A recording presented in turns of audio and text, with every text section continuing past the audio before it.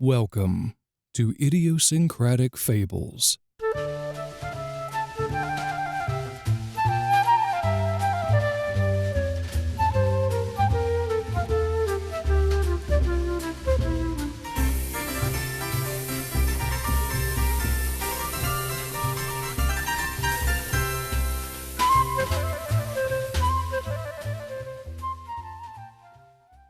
Ladies and gentlemen, welcome back to another episode of Idiosyncratic Fables, where the whole premise is quite simple. Everybody has a story to tell, and I want to hear yours. So does my cat. Maximus, can you say hello to everybody that is listening? No, he's shy. That's okay. That was the cutest intro I've ever heard. Oh, you know what? It's going to stay. I'm going to keep that in there because why not? Cats are awesome. Oh my goodness. Ladies and gentlemen, I am so honored to have a new colleague and dare I say new friend that I met on the Audiobooks at Sea cruise. Give it up. Big round of applause for the amazing Sam Stark. Sam, thank you so much for being on the show today. Oh, thank you for having me. That was a very nice intro. I'm blushing a little. So, quick little background intro for those that are listening. Sam and I had the opportunity to attend private coaching sessions, and we just happened to be in the same one as our fourth and final coaching session. And just listening to Sam read and talk about their love for anime and VO and voices, I was like, oh, Sam, you and I are going to be friends. We got to keep in touch. Um, Anything else you wanted to add to that, Sam? Video games. That's my Yeah. ultimate goal. Video game voicing. Ooh, talk to me about that. I have no idea how to break into it. But I have ever since I was probably born. Okay. Once I discovered video games when I was very, very tiny, I was playing, well, actually watching my dad play Milton's Castle on the original Nintendo. Yes. I have loved video games. Video games have been a huge part of my life. And once they started having like actual voices in them, I don't think it was that Dragoon game. I don't remember the first game that had voices in it that I played, but when I heard that first voice, I was just like completely blown away, and I was just like that's what I'm gonna do. I'm gonna do voices for video games. And also thinking back, now that I think about that, it was probably really terrible. It was probably really, really awful. And like the worst voiceover that's ever existed, really bad, recording audio. But my little, 7-year-old brain or whatever was like, this is the most amazing thing that's ever happened. So yeah, I've always wanted to voice in video games. And now that we have things like Dragon Age and Baldur's Gate and stuff like that, Oh yeah. my ultimate goal is to be a companion in one of those big kind of epic RPG games. I want to be a companion that you can romance. That's my Ooh. ultimate goal. Okay. Fantastic. What got you started in voiceovers? Started in audiobooks because I thought that I might be able to get a foot in the door somewhere. So I don't want to say that audiobooks was like a stepping stone for me, but it started out that way. Okay. And then it became a pretty lucrative sort of little hobby. And now I understand that it's, way it is way more lucrative than voiceover at first. And it's actually more fulfilling too because you can some of the projects that I've done have been for good causes and stuff like that. But I started narrating when I was listening to Kurt Graves talk about how easy it was to get into, and I love Kurt Graves. I've listened to like pretty much everything he's ever narrated, Okay. and um and I was like, oh, maybe if I can get my foot in the door with narration, I might be able to meet some people, meet some producers, people that are writing stuff, and I could get into voiceover that way. Um, because just trying to get into voiceover, just voiceovering, Right. I could not figure out how to do it. I couldn't figure out how to talk, who to talk to. And I didn't really realize that podcasting was a thing yet, I guess. I don't know. 'cause, every podcast that I'd listened to had been a talking heads podcast and not an acting thing. Right. Yeah, but then I discovered the Magnus Archives, and I was like, "Oh, oh, hey, this is something I could do." So, Okay. it was kind of through podcasting, really. I auditioned for Breathing Space, which is a kind of well, not kind of, but it's a sci-fi western. It's very Firefly-esque, uh, Ooh. and it's really, really fun. It's an anthology. There's 4 seasons. We're in our 4th season right now. I tried out for season 3 last year, and I got a principal part in one of the episodes. And from there, it kind of like went insane um, because of or audiobook narration, sort of knew the basics of editing, Sure. and I'd been doing it a lot because I really just did freelance narration. Um, so I made really good friends with the writer and the director of my episode and my co-stars, and we just really clicked. They're amazing people. I love everybody in the cast of Breathing Space. They're all really, really great people.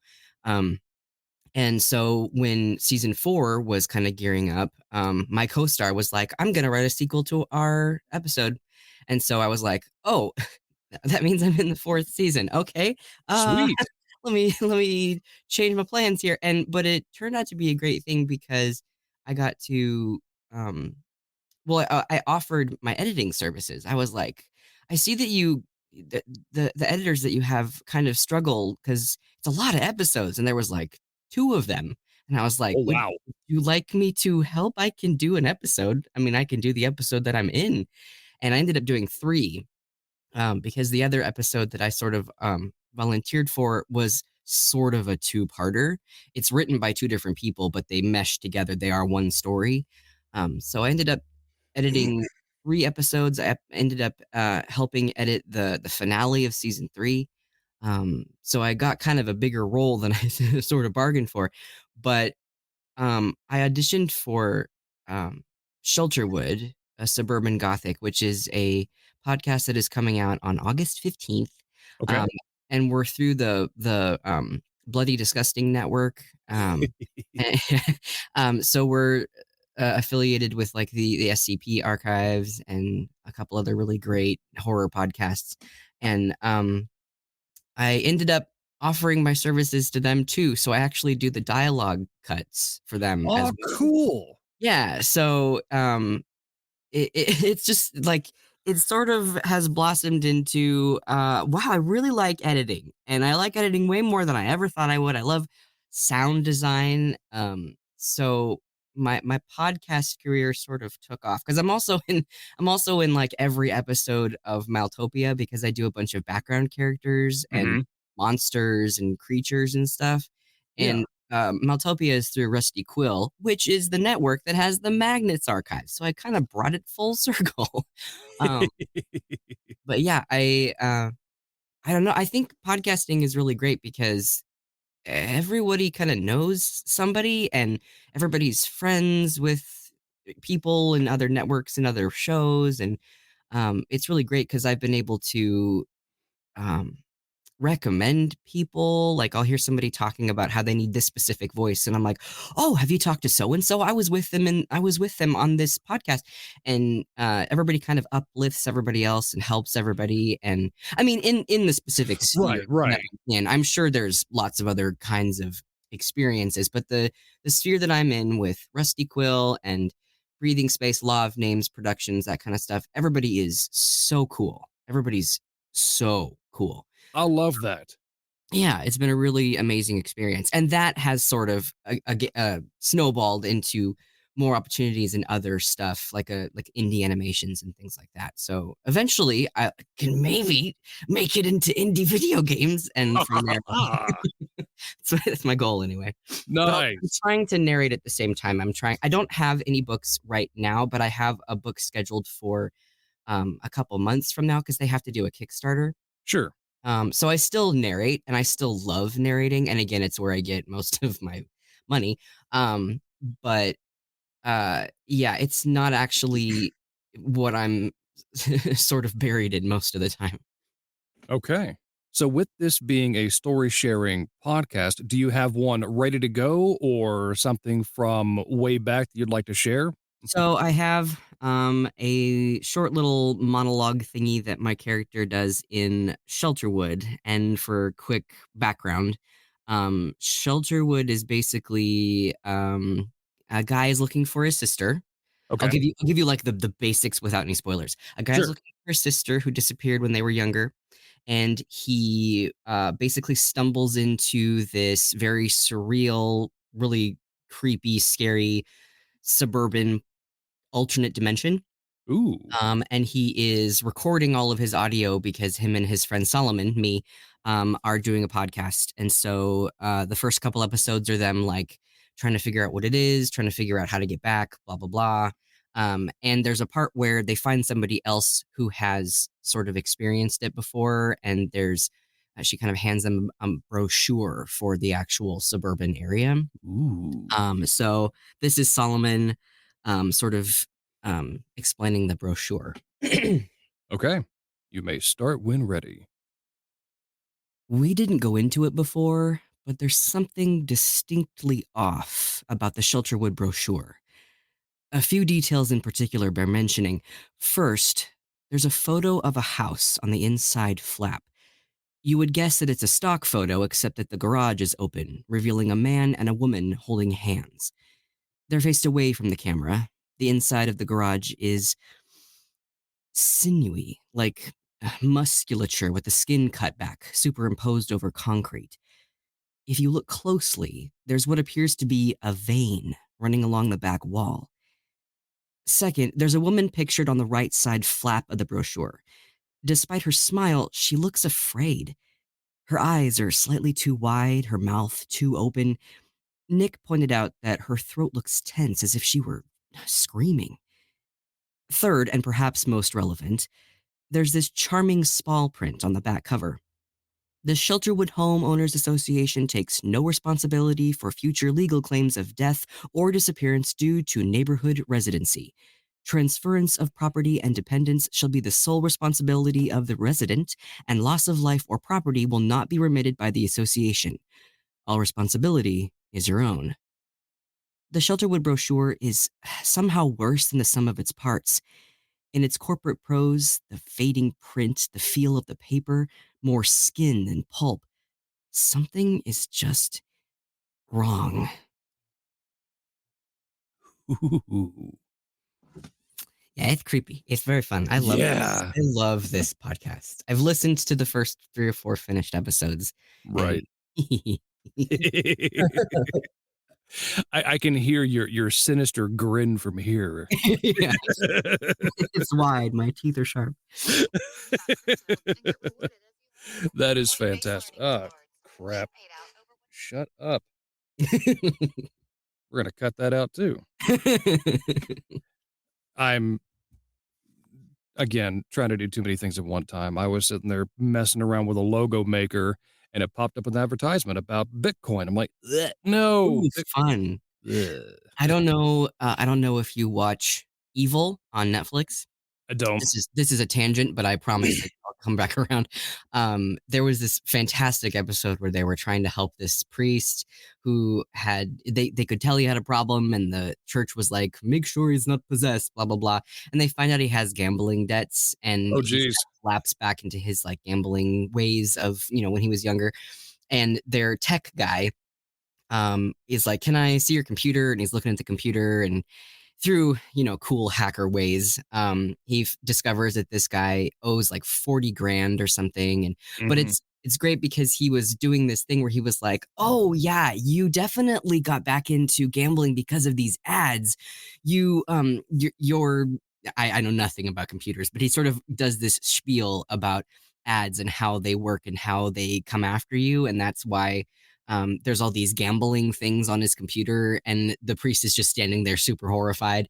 And then later in the episode, the main character is on her computer, and there's just ads for like hookup sites just all over her computer, and she's Oh, just getting more and more horrified, and she calls him and she's like, "Why is this happening? How is this happening?" I don't know. And was sort of just chuckling because my ads on my own computer are mhm. so tailored to me. It's not even funny. There's like an anime ad on one side of the computer where it's like, get this many, manga for free every month. And then on Right. the left side, it's like, here's every single potato recipe you could ever want.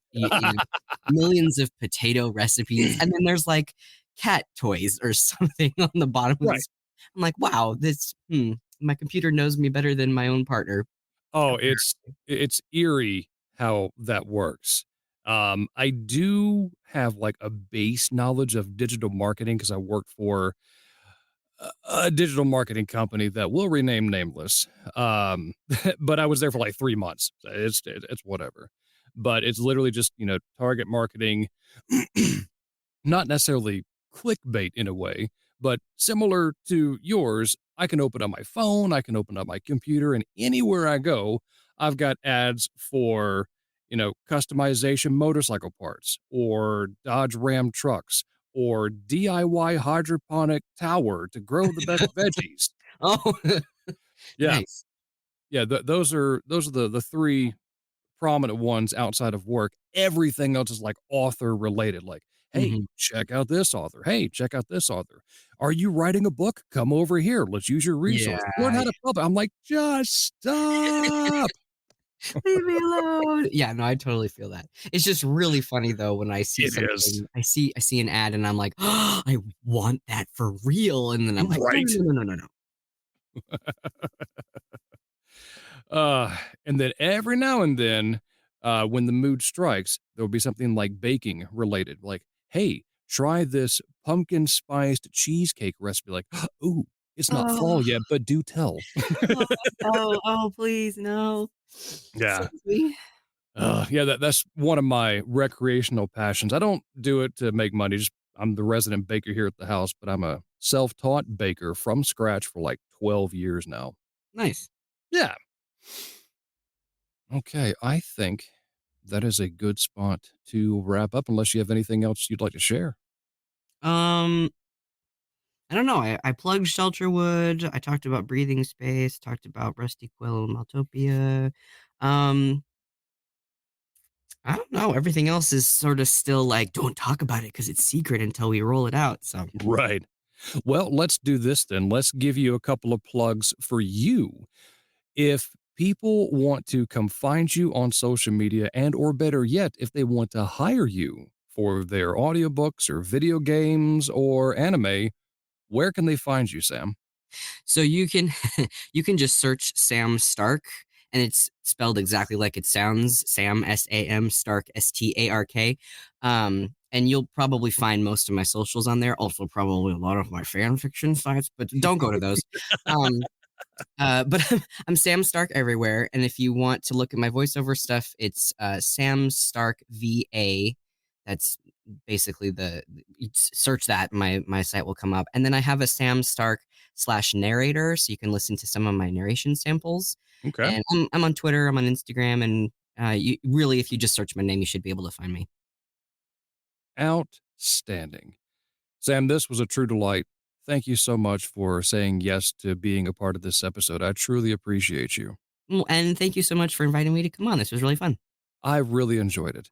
And folks, thank you. A big heartfelt thanks to sticking around and listening to us just be human and share stories because that's what we've done since the beginning of time. And I want to continue to do so. So until I talk to you next time, peace be with you.